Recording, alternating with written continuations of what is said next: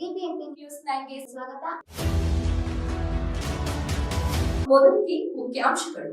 ಬಿಡಿಸಿಎಲ್ employees union ಜಿಂದಾಬಾದ್. ಏನೇ ಬರಲಿ ಒಗ್ಗಟ್ಟಿರಲಿ, ಏನೇ ಬರಲಿ ಒಗ್ಗಟ್ಟಿರಲಿ, ನೌಕರರ ಒಗ್ಗಟ್ಟು ಜಿಂದಾಬಾದ್. ನೌಕರರೇ ಎಲ್ರಿಗೂ ನಮಸ್ಕಾರ.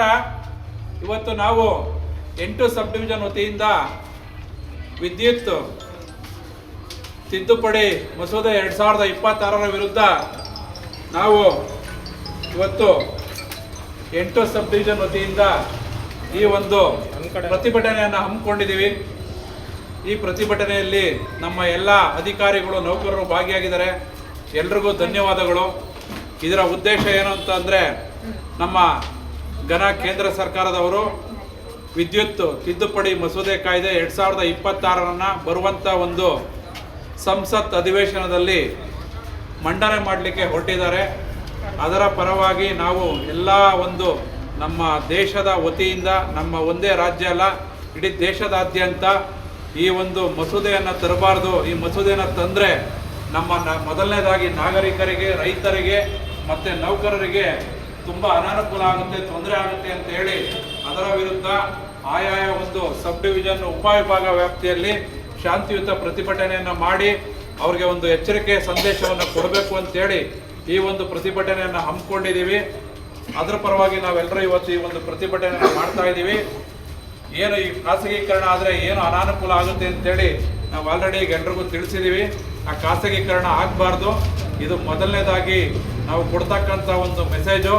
ಇನ್ನೂ ನಮ್ಮೇನೋ ಖಾಸಗೀಕರಣ ಮಾಡಲಿಕ್ಕೆ ಹೊರಟ್ರೆ ಹೆಚ್ಚಿನ ಸಂಖ್ಯೆಗಳಲ್ಲಿ ನಾವೆಲ್ಲರೂ ನಾವು ಮತ್ತು ನಮ್ಮ ಕೈಗಾರಿಕಾ ಮಿತ್ರರು, ಗುತ್ತಿಗೆದಾರರು, ರೈತರು ಎಲ್ಲರೂ ಸೇರಿ ಒಗ್ಗಟ್ಟಾಗಿ ನಾವೆಲ್ಲರೂ ಬೀದಿಗೆ ಇಳಿದು ಯಾವ ಮಟ್ಟದ ಹೋರಾಟ ಮಾಡೋಕ್ಕೂ ನಾವು ರೆಡಿ ಇದ್ದೀವಿ ಅಂತೇಳಿ ಎಚ್ಚರಿಕೆಯನ್ನು ನೀಡ್ತಾ ಈ ಒಂದು ಪ್ರತಿಭಟನೆಯನ್ನು ಮಾಡ್ತಾ ಇದ್ದೀವಿ.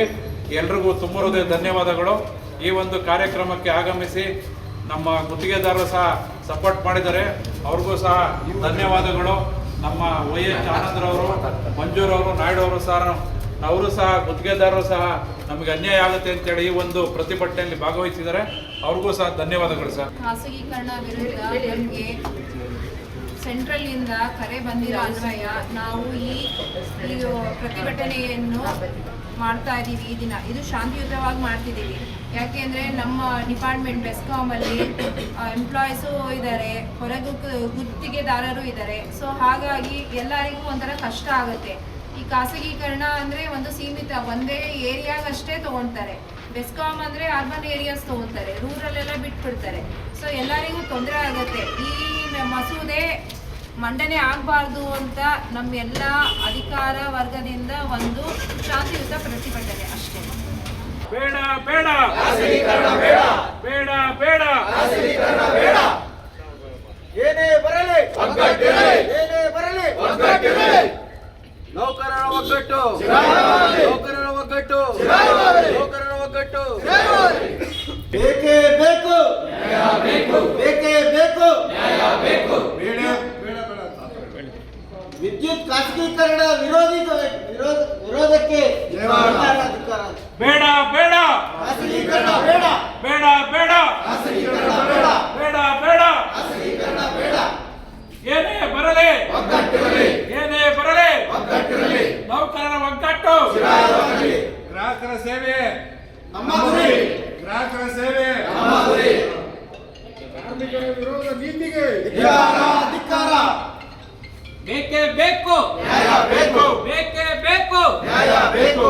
ಈಗ ತಮಗೆಲ್ಲ ಗೊತ್ತೇ ಇದೆ ಯಾಕೆ ಇವತ್ತು ಏನು ರಾಷ್ಟ್ರವ್ಯಾಪಿ ಒಂದು ಮುಷ್ಕರ ಕರೆದಿದ್ದಾರೆ ಅಂತ. ಈ ರಾಷ್ಟ್ರವ್ಯಾಪಿ ವಿವಿಧ ಸಂಘಟನೆಗಳು ಮುಷ್ಕರ ಕರೆದಿರ್ತಾರೆ. ಆದರೆ ಕರ್ನಾಟಕದಲ್ಲಿ ನಮಗೆ ಎಲೆಕ್ಟ್ರಿಸಿಟಿ ಅಷ್ಟೊಂದು ಸಮಸ್ಯೆ ಇಲ್ಲದರಿಂದ ನಾವು ಸಾಂಕೇತಿಕವಾಗಿ ಒಂದು ಪ್ರತಿಭಟನೆ ಮಾಡ್ತಿದ್ದೀವಿ ರಿಗಾರ್ಡಿಂಗ್ ಎಲೆಕ್ಟ್ರಿಸಿಟಿ ಅಮೆಂಡ್ಮೆಂಟ್ ಬಿಲ್ 2025, ಆಮೇಲೆ ನ್ಯಾಷನಲ್ ಎಲೆಕ್ಟ್ರಿಸಿಟಿ ಪಾಲಿಸಿ 2026 ಮತ್ತು ಶಾಂತಿ ಆ್ಯಕ್ಟ್ ಏನು ಅಂತಂದರೆ, ಈ ನ್ಯೂಕ್ಲಿಯರ್ ಪವರ್ ಏನಿದೆ ಅದು ಮುಂಚೆ ಬರೀ ಪಬ್ಲಿಕ್ ಕಂಟ್ರೋಲ್ ಇತ್ತು, ಅಂದರೆ ಗೌರ್ಮೆಂಟ್ ಕಂಟ್ರೋಲ್ ಇತ್ತು. ಈಗ ಏನಾಗಿದೆ, ಅಂದರೆ ಯಾವ ಪ್ರೈವೇಟ್ ಎಂಟರ್ಪ್ರಿನರ್ ಕೂಡ ಬಂದು ಆ ಪ್ರೈವೇಟ್ ಎಂಟರ್ಪ್ರಿನರು ನೇರವಾಗಿ ನಾವು ಕೂಡ ಒಂದು ವಿದ್ಯುತ್ ಉತ್ಪಾದನೆ ಮಾಡ್ತೀವಿ, ನ್ಯೂಕ್ಲಿಯರ್ ಸಾಧನ ಬಳಸಿ ಅಂತ ಮಾಡ್ತಾರೆ. ಈಗ ನಾಳೆ ನಿಮ್ಗೆ ಗೊತ್ತೇ ಇರಲ್ಲ, ಪಕ್ಕದಲ್ಲಿ ಒಂದು ಮೆಗಾವ್ಯಾಟೋ 500 ಕಿಲೋವ್ಯಾಟೋ ನಿಮ್ಮ ಮನೆ ಪಕ್ಕದಲ್ಲೇ ಮಾಡ್ತಾ ಇರ್ಬೋದು. ಅಂತಹ ಒಂದು ಪ್ರಸಂಗ ಬಂದರೂ ಏನು ಆಶ್ಚರ್ಯ ಇಲ್ಲ. ಈಗ ಪಾಲಿಸಿ ಏನು ಅದೇನು ಎವಾಲ್ವ್ ಆಗಿದೆ ಅನ್ನೋದು ಇನ್ನೂ ಇಂಪ್ಲಿಮೆಂಟೇಷನ್ ಸ್ಟೇಜ್ ಬಂದಿಲ್ಲ.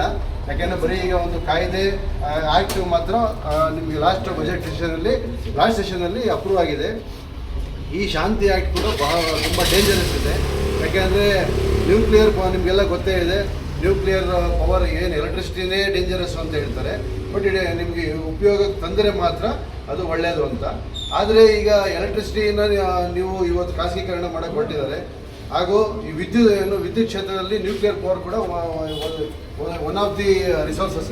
ಆ ರಿಸೋರ್ಸ್ನು ಕೂಡ ನ್ಯೂಕ್ಲಿಯರ್ ಪವರ್ ಪ್ಲಾಂಟ್ ಹೋಗಿ ಇವರು ಪ್ರೈವೇಟ್ ಮಾಡ್ತಾರೆ ಅಂತಂದರೆ ಭಾಳ ಕಷ್ಟ ಆಗುತ್ತೆ. ಯಾಕೆಂದರೆ ನಿಮಗೆ ಒಂದು ಡೇಂಜರಸ್, ಒಂದು ಕಂಟ್ರೋಲ್ ಬೇಕು. ಈಗ ಅವರು ಯಾರೇ ಒಂದು ಪ್ರೈವೇಟ್ ಪಾರ್ಟಿ ಬಂದರೂ ಕೂಡ ಅವರು ಪ್ರೈವೇಟ್ ಪಾರ್ಟಿ ಯಾವುದೇ ಕಾರಣಕ್ಕೂ ಒಂದು ಪ್ರಾಫಿಟ್ಸ್ಗೋಸ್ಕರ ಬರ್ತಾರೆ ಹೊರತು ಅವರು ಯಾವ ಒಂದು ಪಬ್ಲಿಕ್ ಕಾಸ್ಗೆ ಬರೋದಿಲ್ಲ. ಈಗ ನಾವೇ ಯಾರು ಪ್ರೈವೇಟ್ ನಾವು ಆಕ್ಚುಲಿ ಕೇಳ್ತಾ ಇರೋದು ನಿಮ್ಮ ಬೆಸ್ಕಾಂನ ಪ್ರೈವೇಟ್ ಮಾಡ್ತಾ ಇದ್ದಾರೆ, ಅದ್ರ ಬಗ್ಗೆ ನೀವು ಒಮ್ಮೆ ಕೇಳ್ಕೊಳ್ಳಿ.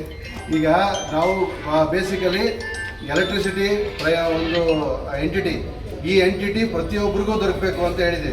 ಈ ಪ್ರತಿಯೊಬ್ಬರಿಗೂ ದೊರಕಬೇಕಾಗಿರೋ ಎಂಟಿಟಿನ ನಾವು ಖಾಸಗಿ ವ್ಯಕ್ತಿಗಳಿಗೆ ಕೈಗೆ ಸೇರುವಾಗ ಮಾಡಿ ಈಗ 60 ವರ್ಷ 70 ವರ್ಷ ನಮ್ಮ ಸ್ವಾತಂತ್ರ್ಯ ಬಂದಾಗಿಂದ ಕಷ್ಟಪಟ್ಟು ನಮ್ಮ ಸ್ವಾತಂತ್ರ್ಯ ಬಂದಾಗ ನಾವು ಬ್ರಿಟಿಷರು ಬಿಟ್ಟು ಹೋದಾಗ ನಮ್ಮನ್ನು ಬಡವರಿಗೆ ಮಾಡಿಕೊಟ್ಟೋಗಿದ್ರು.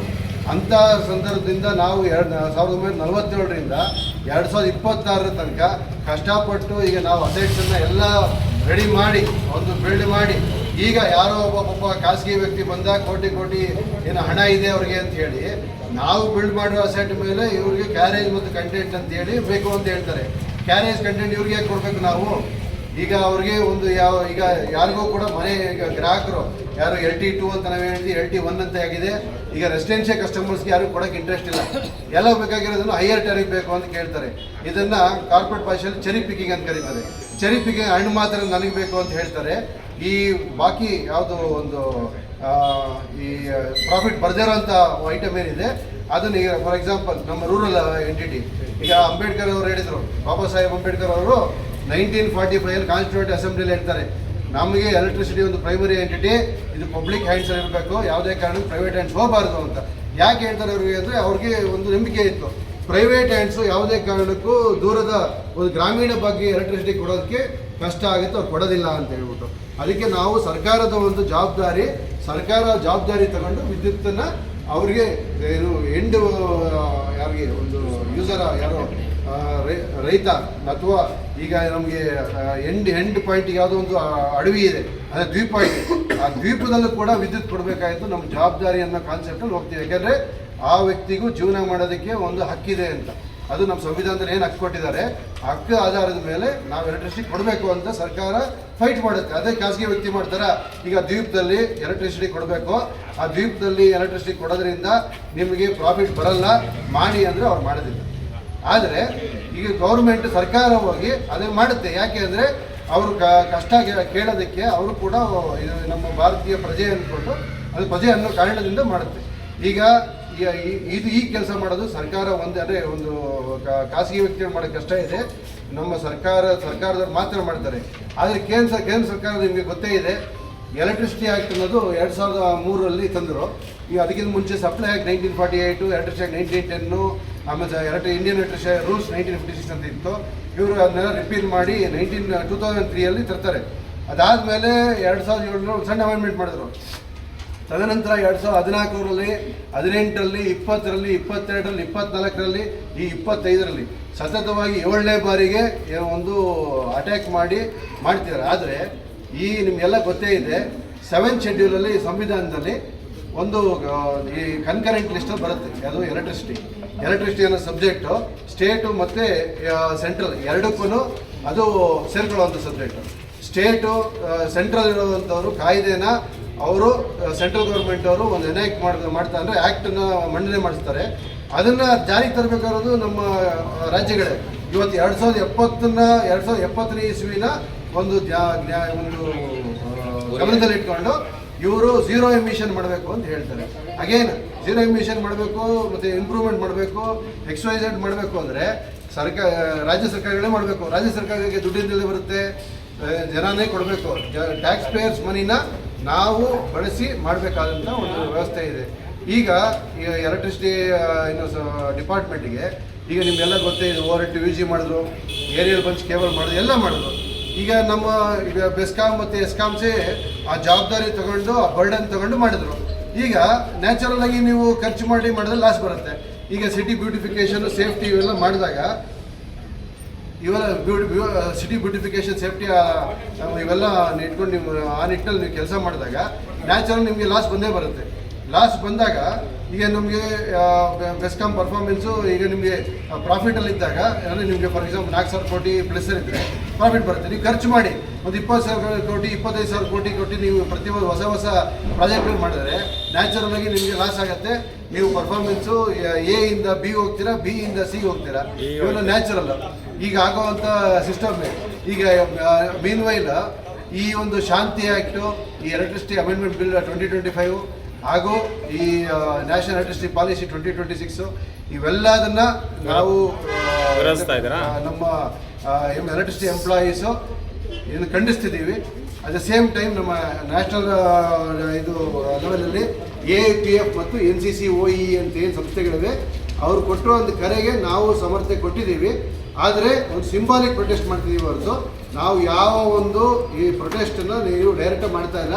ಯಾಕೆ ನಮ್ಮ ರಾಜ್ಯ ಸರ್ಕಾರ ನಮಗೆ ಚೆನ್ನಾಗಿರೋದ್ರಿಂದ ನಾವು ಸಾಲ ಮಾಡ್ಕೊಂಡು ಸಾಯ್ತಾವ್ರೆ. ಈ ಪ್ರತಿಭಟನೆಯನ್ನು ಏನಾದರೂ ಇದನ್ನು ಇಂಪ್ಲಿಮೆಂಟ್ ಮಾಡಿದ್ರೆ ನಾವು ಕೂಡ ಪ್ರತಿಭಟನೆ ಇಳಿಬೇಕಾಗತ್ತೆ ಅಂತ ಹೇಳಿ ನಾನು ಮಾತು ಮುಗಿಸ್ತೀನಿ.